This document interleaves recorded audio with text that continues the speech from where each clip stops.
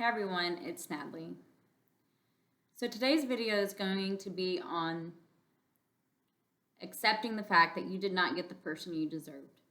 Accepting the fact that you're dealing with a narcissist. There's nothing you can say or do to change this person. Their behavior, their attitude, what comes out of their mouth, nothing. You cannot change it. You can't change them smearing, gaslighting, using cognitive dissonance, triangulation. You can't change any of it. And in some ways, you feel like a prisoner because as a good person, as an empathetic person, you want to believe that people can change for the better. You want to believe that. You really do. But when you're dealing with a personality disorder like NPD, through education, you learn, no, they won't change. They can't change. This is who they are. And you got dealt a bad hand of cards. And so what you can do with that information, knowing everything you know about NPD, is that you have to accept the fact that you were not accepted. You accept the fact that you were dealing with a narcissist. You find it within yourself to get the answers you've been searching for from that narcissist, and then you move on. It's really hard to move on when somebody blatantly has told you they don't accept you for who you are. They do not find you attractive in the sense of being a daughter-in-law or a son-in-law or a son or daughter, whatever it is, that you do not fit in to their narrative. So they're going to let you know that. They're going to exclude you, unwelcome you, make you feel unloved. And all of this, the reason why they do this is to push you out of their family. Even if, and I've said this in the past, you have children with the narcissist child, so you have reproduced, they still cannot find it within their hearts to accept you as family. And so, because as good people, we know that if someone accused us of doing something that was hurtful, we would apologize, correct that behavior, correct that attitude, whatever it is that maybe we had stepped out of character for a moment because of maybe being tired, overworked, having anxiety, having depression, whatever it is, legitimate facts in people's lives that can change people's character once in a while, and this isn't permanent, you apologize. But with the narcissist, that having that type of attitude of being rude and inconsiderate and malicious and mean and hurtful and hateful, that is their true character. So maybe as a good person, you've stepped out of character here and there, you've apologized, you fixed what was broken, you move forward in this relationship. But with the narcissist, you notice that is their permanent character. So they didn't just step out of character because they were having a bad day. This is who they truly are. They are this malicious, conniving person who has ill will, ill intent for you and maybe the relationship you have with their child. And they're going to let everyone know that ever since you came into their family, it has been nothing but hell. You are the reason for the problems. You are the one that does things in this family to upset everyone. Couldn't be the narcissist, now could it? It couldn't be that the narcissist has a hidden agenda that has been forming since their child was born. They put their little grubby fingers on their children and think, how can I keep control over this individual for the rest of their life? And that is controlling everything and everyone around them. So when you enter into the picture with your boyfriend, spouse, whoever, the moment that the narcissist meets you, they already have been plotting and planning since the moment their child spoke your name. You don't want to believe it? That's fine. But I want you to think back to your very first interaction with that narcissist. Hell, the very first, let's just say 5 interactions. How did you feel? I want you to think about that for a minute. How did you feel about that person when you first met them? Because with the narcissist, 2 things will either happen. One, they're phony as hell and they play nice to the T. I mean, they are the best fake actors in history, right? Or 2, the moment you met them, you felt like something was off. It's like those creepy crawlies that go under your skin, like when your body's on high alert and you're like, maybe it's just my nerves. Maybe the reason why I'm feeling the way I am about this person is because I'm nervous to meet my significant other's parents for the first time. And so you kind of blow it off. But in the back of your head, you're constantly thinking like, something's just not right here. And then you interact with them some more. And then you noticed that they're intentionally doing things to exclude you. Or what they can do on the other extreme is they get too involved in your life from the get-go. And they act like they're so hospitable and empathetic and sympathetic, and they want to know everything about you because they care so much, right? They trick you into believing that they care so much, like they could be your second mother. So because you want to have that connection, that closeness with your significant other's parent, you open up. You open that door up and the floodgates just keep on rolling in. And the narcissist is sitting there doing everything to plot against you with whatever information you share with them. But because you don't know that, you do overshare. But my point in this whole video, and I kind of rambled off there for a minute, is that when you finally figure out that all of this acting that the narcissist has been portraying, it's all phony. It's all for show. It's a pony show. You know, they're doing this because they are trying to gain confidence in your vulnerabilities. And after they see that they have gained that confidence, what happens is then they start the abuse right away. So whatever you've told them, right? Now they've been doing stuff to trigger a reaction out of you by reproducing the trauma or the event that happened in your life. And that's when you start to wrap your head around the fact that these are not the people that I thought they were.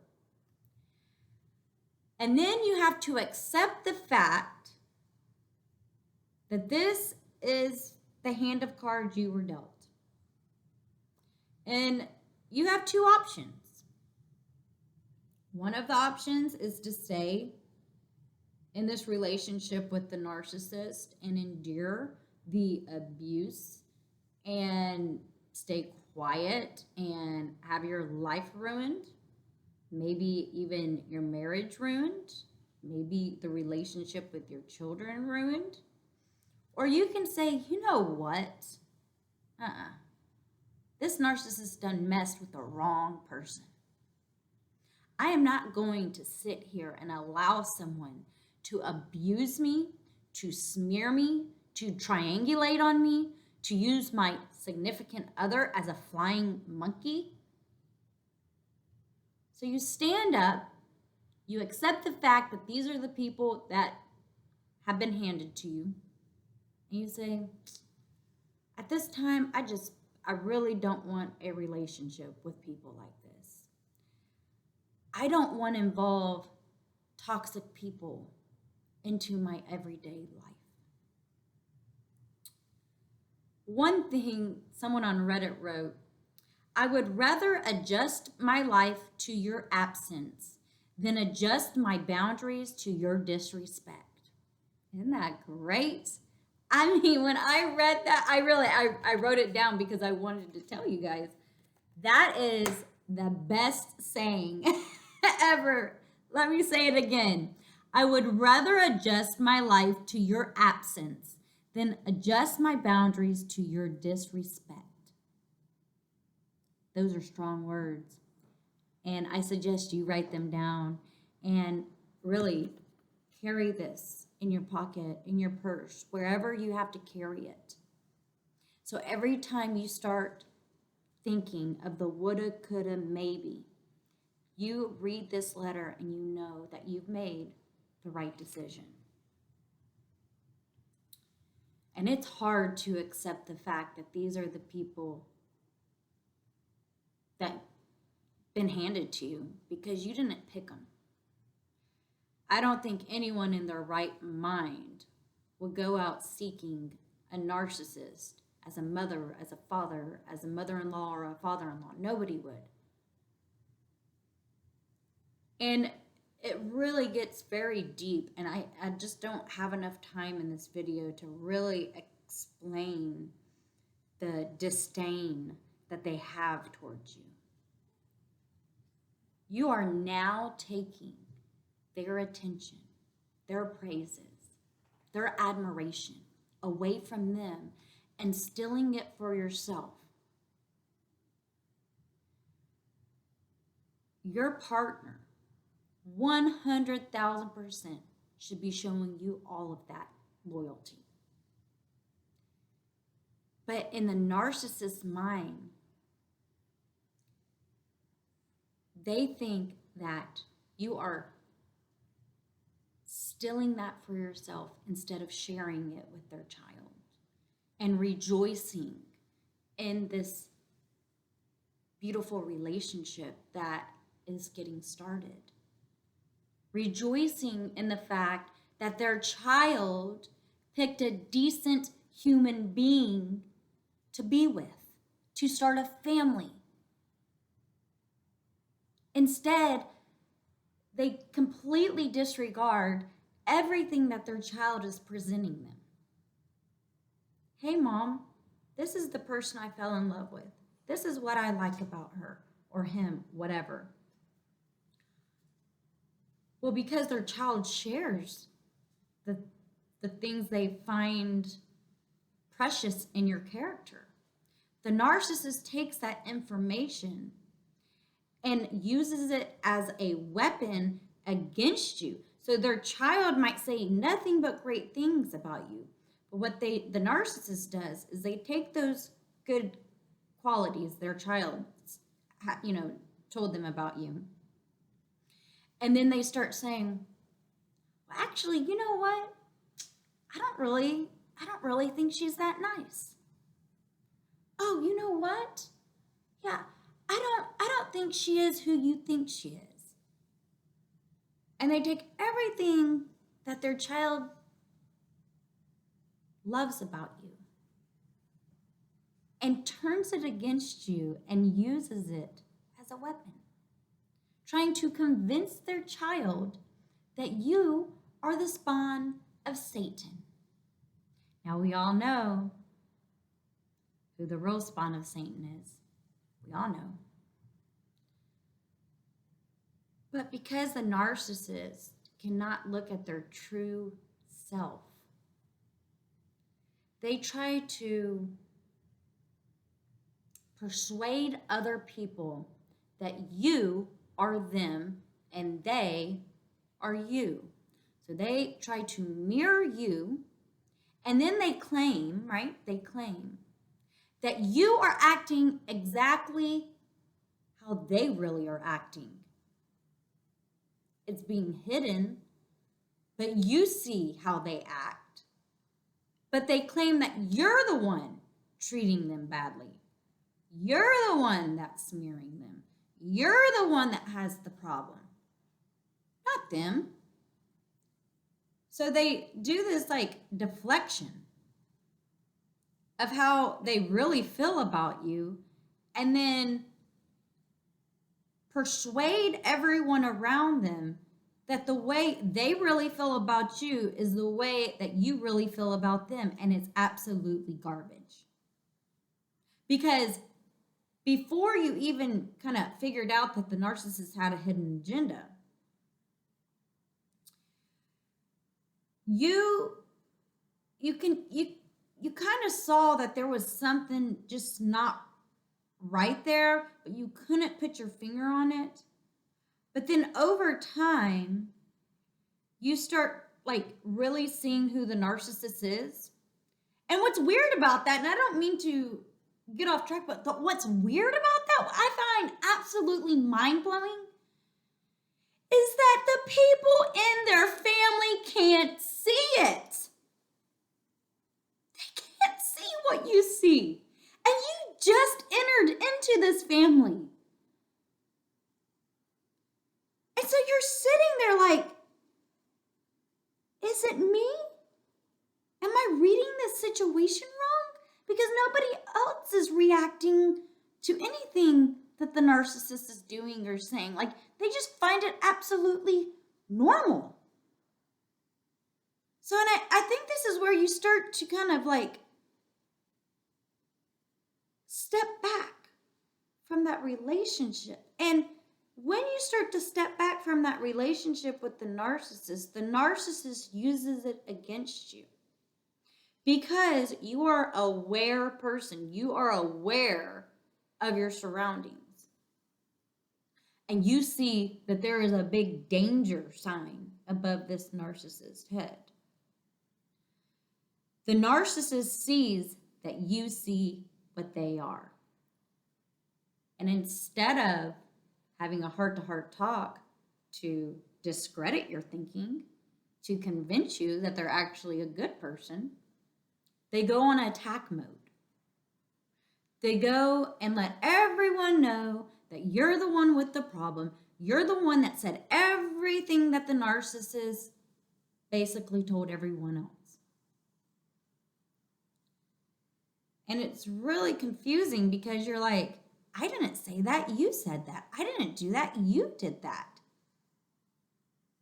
But the narcissist persuades everyone that it was you.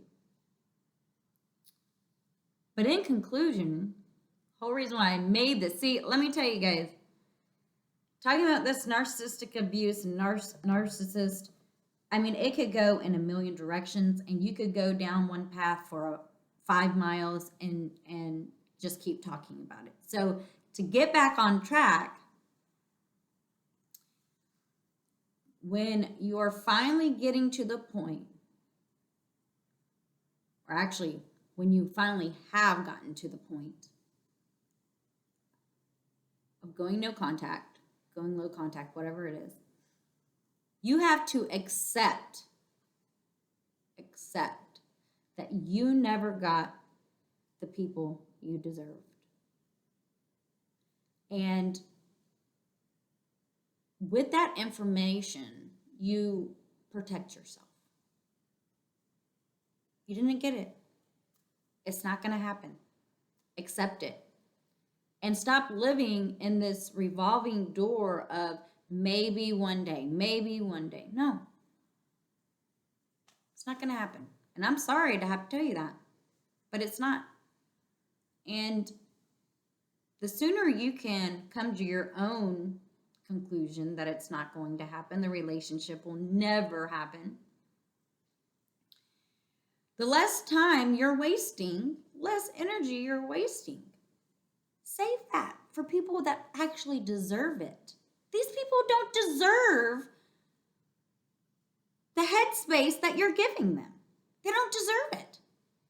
And this is why I've been saying in my other videos that the CPTSD or the cycle or the hamster wheel in your head of you constantly, running through this relationship, what could have been different, what they did to you, what you said to them, what you imagined your in-laws to be. The sooner that you can accept it, and then the next step would be you trying to calm those thoughts. Sorry, my brain was kind of going back and forth, but the more that you can find positivity in other people, things, places, whatever it is, the less time you're going to have to spend thinking about the narcissist. So you're going to practice basically what you preach. So you preach that these aren't good people, that you want nothing to do with them, then you practice that. You practice not going around them. You practice not talking about them. You practice every single day until those intrusive thoughts aren't as frequent anymore. Because when you first go no contact or you're still in this relationship with the narcissist, they're quite frequent, right? So you can't stop thinking about it because you're trying to figure out, like, what did you do wrong? What can you do different? How can things change? Well, nothing's ever going to change. And the sooner you can accept the fact that these are the people that are in your life, the sooner you can move on with your life without having any regret, any guilt, any remorse about why you ended that relationship with these people. To calm those thoughts, you have to practice being positive, thinking positive, doing things that are positive, and stop living in the past, the woulda, coulda, and start living in the now. It's so important to stop wasting your energy on these people because they don't deserve it. Anyways, that's a good saying, right? Write it down. All right. Peace, love, harmony. See you guys later. Bye.